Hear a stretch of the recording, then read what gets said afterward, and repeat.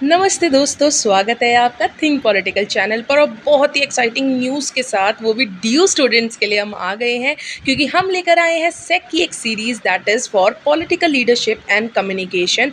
मुझे पता है कि आप लोगों को ज़्यादा नोट्स नहीं मिलते होंगे इससे रिलेटेड, तो आपके थ्योरी एग्ज़ाम की के लिए हम मदद करने आ गए हैं, क्योंकि आपके एग्ज़ाम्स भी आने वाले हैं। तो आपके लिए ये क्लास बहुत हेल्पफुल रहने वाली है, और कुछ भी डाउट हो तो आप कमेंट सेक्शन में कमेंट करके हमसे पूछ सकते हैं। Okay, let's start with political communication. तो आपका जब थ्योरेटिकल पेपर होगा बेटा, आपका यूनिट 1 जो है वो एम करता है विद पॉलिटिकल कम्युनिकेशन, ठीक है, उसका मीनिंग, नेचर एंड स्कोप। तो सबसे पहले हम बात करेंगे ओरिजिन की, पॉलिटिकल और कम्युनिकेशन की। पॉलिटिकल जैसे आप देख पा रहे हैं कि ग्रीक वर्ड से ओरिजिन हुआ है, दैट इज पॉलिटिकिया, और कम्युनिकेशन ओरिजिन हुआ है फ्रॉम द वर्ड कमंक।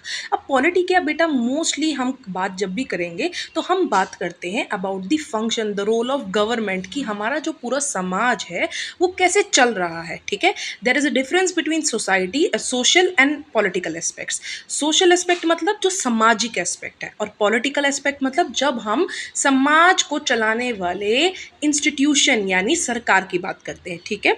उसके बाद दूसरा वर्ड आता है कम्युनिकेशन। कम्युनिकेशन क्या होता है? कम्युनिकेशन का मतलब होता है जब दो लोग एक दूसरे से कम्युनिकेट करते हैं। कम्युनिकेट मतलब बातचीत करना, अपना कुछ ना कुछ कॉमन इंटरेस्ट से रिलेटेड जब हम अपने आइडियाज़ को शेयर करते हैं, वो कम्युनिकेशन हो जाता है, राइट। अब हम कंबाइंडली फोकस करेंगे ऑन पॉलिटिकल कम्युनिकेशन, की कंबाइंडली पॉलिटिकल कम्युनिकेशन क्या होता है।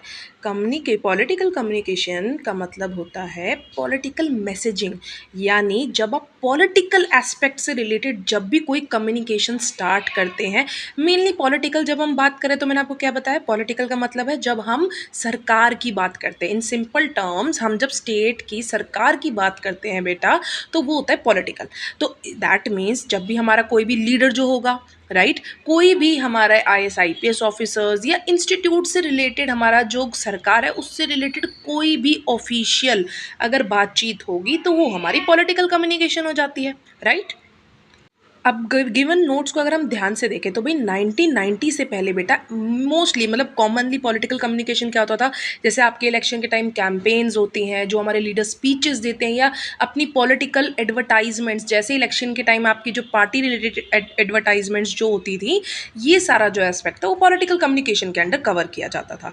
लेकिन 1990 के बाद सबसे बड़ा बदलाव क्या आया बेटा, वो आया मास मीडिया का, इंटरनेट का वेलकम हुआ, जिसकी वजह से जो न्यूज़पेपर, रेडियो और जो टेलीविज़न ब्रॉडकास्टिंग होती थी, वो अब टर्न होने लग गया टुवर्ड्स इंटरनेट। अब बेटा इंटरनेट आने के बाद क्या चेंजेस हुए, आप खुद ही सोचो। आज के दिन प्रेजेंट टाइम में सोशल मीडिया का इतना इन्फ्लुएंस है कि हमारे लीडर्स की खुद की पर्सनल सोशल मीडिया प्रोफाइल्स है, जैसे इंस्टाग्राम, ट्विटर, है ना। यूट्यूब पे कितने ब्रॉडकास्ट होते हैं ना इलेक्शन से पहले। तो क्या है कि ये अब किसका फॉर्मेशन ले लिया, पॉलिटिकल कम्युनिकेशन चेंज हो गया, किसके आने की वजह से, इंटरनेट, सोशल मीडिया के आने की वजह से। कि अब आप क्या है कि अब डायरेक्टली आप कम्युनिकेट कर सकते हो। पहले तो क्या होता था कि टेलीविजन ही होता था आपके पास लिमिटेड, न्यूज़पेपर, मैगजीन्स, ठीक है, या उन्होंने कोई बुक लिखी होती थी, बुक पब्लिश करते थे अपना मैसेज पहुंचाने तक। बट अब क्या है, अब आप डायरेक्टली जो हमारे लीडर्स हैं वो डायरेक्ट इम्पैक्ट डालते हैं लोगों पे, किसकी वजह से, through the help of social media, okay. तो ये था बेटा आपका मीनिंग, ठीक है। एक ब्रॉड और जनरल आप मीनिंग जो डिफाइन कर सकते हो, क्योंकि आप हमने क्या डिस्कस किया, पॉलिटिकल का मीनिंग डिस्कस किया, कम्युनिकेशन का। और कंबाइंडली पॉलिटिकल कम्युनिकेशन पहले कैसा था, आप न्यूज़पेपर्स या जो भी कुछ इंटरव्यूज़ होते थे उसका एग्जाम्पल मेंशन करके, और फिर बता सकते हैं कि 1990 के बाद क्या क्या चेंजेस आए, राइट। तो अब आप ये चेंजेस को डिस्कस करेंगे, वो आपका मीनिंग पूरा कवर हो जाएगा। अब आपकी सेकेंड टॉपिक पर हम बात करेंगे, वो है nature of political communication. Nature का मतलब क्या होता है, नेचर मतलब होता है स्वभाव, कि उसका स्वभाव कैसा है।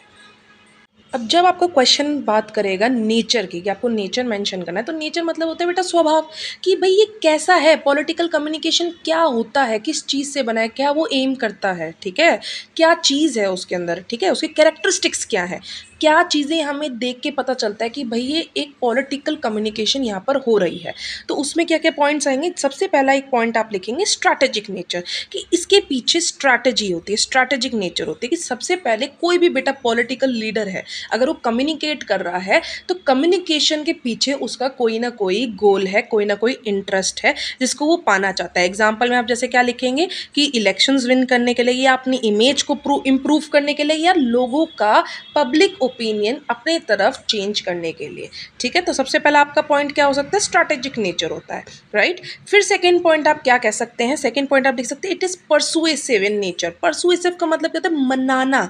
परसुएसिव इट मीन्स कि इमोशनल लैंग्वेज यूज़ करके या स्टोरी अपील करके आप क्या करते हो, लोगों को कनेक्ट करने की कोशिश करते हो, क्योंकि जब तक जो ऑडियंस है वो आपसे कनेक्ट नहीं होंगे, लोग आपसे कनेक्ट नहीं होंगे, अपनापन उनको नहीं फील होगा, तो लोग आपको वोट नहीं करेंगे, लोग आपको रिस्पेक्ट नहीं करेंगे, लोग आपकी बात नहीं मानेंगे। थर्ड पॉइंट आपका रहेगा डिपेंडेंसी। डिपेंडेंसी मतलब क्या होता है कि भाई इसका नेचर क्या है, पॉलिटिकल कम्युनिकेशन कहीं ना कहीं डिपेंड करता है। जैसे आप क्या यूज़ करते हैं, लैंग्वेज है, कुछ इमेजेस या सिंबल्स। जैसे आपका क्या होता है, कुछ स्लोगन्स होते हैं, लोगोज होते हैं पार्टीज़ के, तो वो क्या होता है, पॉलिटिकली आप कम्युनिकेट कर रहे हो इनडायरेक्टली थ्रू आपके लोगोज, आपके मैसेजेस, आपके साइंस, वो भी एक तरीका होता है, ठीक है। एंड लास्ट आपका एक पॉइंट हम मेंशन कर सकते हैं, और आपका लास्ट पॉइंट आप ऐड कर सकते हो, it is a continuous process. क्यों, क्योंकि वन टाइम इवेंट थोड़ी ना होता है। अब आपको पॉलिटिकल लीडर है, वो किस लिए पॉलिटिकल लीडर, हमने तो वेलफेयर के लिए बनाया है। तो वेलफेयर क्या है कि एक दिन में थोड़ा ना वेलफेयर होता है, वो एक कंटिन्यूस प्रोसेस है। जब तक हमारा समाज रहेगा तब तक आप उसका वेलफेयर करते रहेंगे। और दूसरा एस्पेक्ट क्या आप बोल सकते हैं कि एक पॉलिटिकल लीडर बेटा किसके लिए बन, अपनी पावर को मेंटेन करने की कोशिश करता है ना। तो वो हमेशा अगर उसको पावर मेंटेन करनी है तो लोगों से कम्युनिकेट करना पड़ेगा, एक दूसरे से उसको कम्युनिकेट करना पड़ेगा, इसलिए एक कंटिन्यूस प्रोसेस है, ठीक है। तो ये हो जाता है आपका नेचर ऑफ पॉलिटिकल कम्युनिकेशन। अब हमारे लास्ट टॉपिक की बात हम करेंगे, वो है scope of political communication. Scope का मतलब क्या होता है कि बेटा पॉलिटिकल कम्युनिकेशन कहाँ तक स्प्रेड हो सकता है, कहाँ तक यूज़ होता है इसका, ठीक है। जैसे पॉलिटिकल कम्युनिकेशन में कौन कौन प्ले करता है, लाइक एक्टर्स, इसके एक्टर्स कौन है। तो एक्टर्स कौन हो सकते हैं, हमारी न्यूज़ मीडिया है, सोशल मीडिया है, जिसके थ्रू हमारे पॉलिटिकल लीडर्स कम्युनिकेट करते हैं, ठीक है, ऑर्डिनरी सिटीजन्स के साथ। तो ये हमारे एक्टर्स एंड एजेंट्स हैं जो कि पॉलिटिकल कम्युनिकेशन में एक्ट करते हैं, ठीक है। फिर उसके बाद आता है हमारा चैनल्स, कि कम्युनिकेशन जो हम बातचीत कर रहे हैं वो किस किस चैनल के थ्रू, किस किस मीडियम के थ्रू हम कर रहे हैं।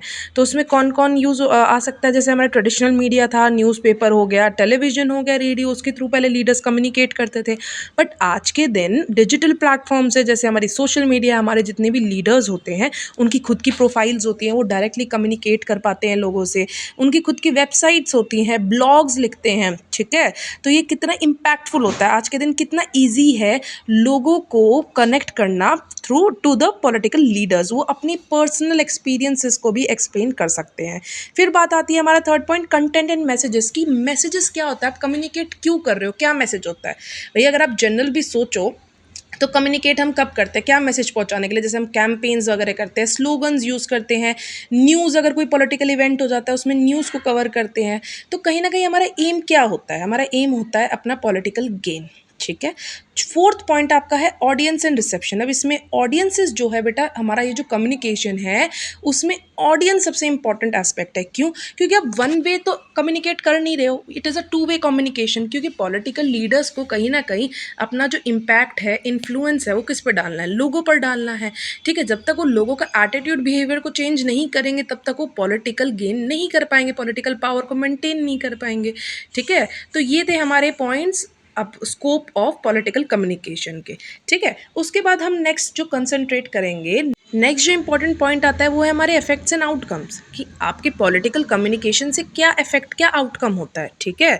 उसमें क्या आउटकम हो सकता है कि भैया पॉलिटिकली कम्युनिकेट कर रहे हो तो हमारे जो इंडिविजुअल्स हैं, सोसाइटी एज अ होल है, उसका क्या हम इम्पैक्ट ला पा रहे हैं, उसके एटीट्यूड को, बिलीव्स को चेंज कर पा रहे हैं अपने प्रति, ठीक है। क्या हमारे जो पार्टी है, जिस पार्टी से हम बिलोंग कर रहे हैं, क्या हमें इंडिविजुअली लोग पसंद कर रहे हैं कि नहीं कर रहे, तभी तो आप कहीं ना कहीं पावर को मेंटेन कर पाएंगे। And last point is expand to international relation.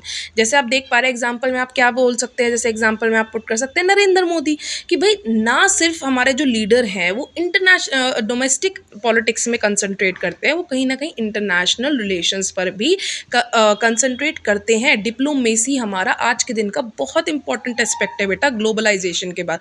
क्यों, क्योंकि कहीं ना कहीं आपके जो लीडर हैं वो कैसा इम्पैक्ट बाहर लोगों पर भी डाल रहे हैं, उससे भी आपकी जो पॉलिसीज़ हैं, आपके जो कनेक्शंस है दूसरे देशों के साथ, उस पर भी बहुत बड़ा प्रभाव पड़ता है, बहुत बड़ा इम्पैक्ट पड़ता है।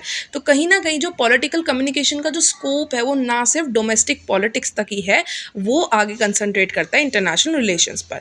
तो बेटा ये था आपका पूरा टॉपिक, यूनिट 1 का जो पहला टॉपिक है जिसमें हम बात कर रहे थे नेचर, स्कोप एंड मीनिंग की, ठीक है। तो पेपर में अगर आपका क्वेश्चन आता है तो तीनों चीज़ें एक साथ नहीं पूछी जाएंगी, या तो आपसे पूछा जा सकता है नेचर एंड स्कोप, ठीक है, मीनिंग एंड इंपॉर्टेंस पूछा जा सकता है। तो आपने कैसे अटेम्प्ट करना है, कोई भी क्वेश्चन आए आपने सबसे पहले इंट्रोड्यूस करना है पॉलिटिकल कम्युनिकेशन को, और उसके बाद उसका मीनिंग बताना है, कहीं ना कहीं ये कॉमन हो जाएगा, ठीक है। उसके बाद आपने बात करनी है उसके नेचर की, इंपॉर्टेंस भी आप ऐड ऑन कर सकते हैं, जो कि इसमें से कंबाइन होकर निकलेगा कि क्यों इंपॉर्टेंट है पॉलिटिकल कम्युनिकेशन, क्यों इंपॉर्टेंट है। एक जनरल एस्पेक्ट भी आप लिख सकते हैं, रटना ज़रूरी नहीं है, आप जनरल भी लिख सकते हो।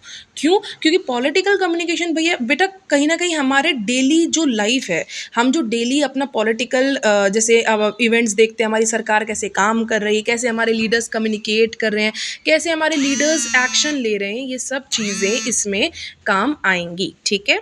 तो आपने सबसे पहले कंसंट्रेट करना है इंट्रोडक्शन पे, उसके मीनिंग पे, और फिर आप आगे जैसे आपसे क्वेश्चन पूछा जाए, हमने जो नोट्स प्रोवाइड करे हैं छोटे नोट्स हैं, बट इसमें बेटा आप और जनरल इवेंट्स हैं, एग्जांपल्स को भी मेंशन कर सकते हैं, आप चार्ट्स बना सकते हैं, जैसे नेचर आ गया, चार्ट बनाकर पॉइंट्स को लिखकर उसके बाद उन पॉइंट्स को एक्सप्लेन कर सकते हैं, ठीक है। तो ऐसे आपका पेपर अटेम्प्ट हो जाएगा, बहुत ईजिली हो जाएगा, ठीक है। एंड सेकेंड थिंग, अगर आपको कोई भी डाउट हो, कोई भी प्रॉब्लम आप फेस कर रहे हो, अगर आपको नोट्स चाहिए तो आप कमेंट सेक्शन में मैसेज कर सकते हैं हमें, और एंजॉय करते रहिए, पढ़ते रहिए। Bye bye.